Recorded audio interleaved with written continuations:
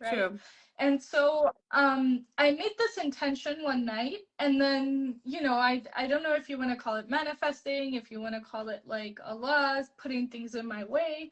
SubhanAllah. So things just started happening, and eventually things started to get better for me and my family, and we started looking at houses to buy.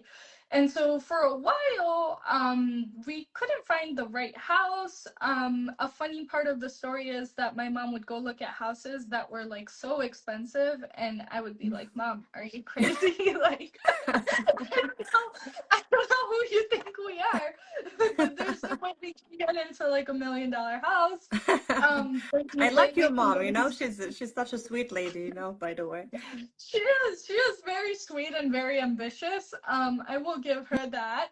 But she was looking at houses, and guys, I would get so upset with her. I was a little bit more serious at that time as a person, and I would get so upset with her that I wouldn't even go see these houses, because they were just obnoxious to me. You're like, what do you mean? You want to take me to $1 million house or something? Yeah, she was acting like we hit the lottery, or something happened, like, and I was like, no, ma'am, we cannot.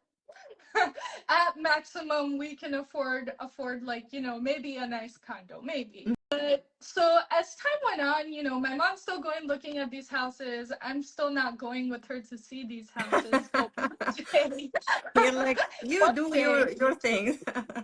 yeah, because sometimes I have clients who are like that now, who want houses that are more expensive than they can afford. They're And approved for I 200,000 just and they was go looking at for my mom. Yeah, I was looking at my mom and I was like, oh my God, she's that client. I was just like, I'm not going to participate. I'm not going to give the realtor a hard time. When she finds something she likes, we'll think about it, right?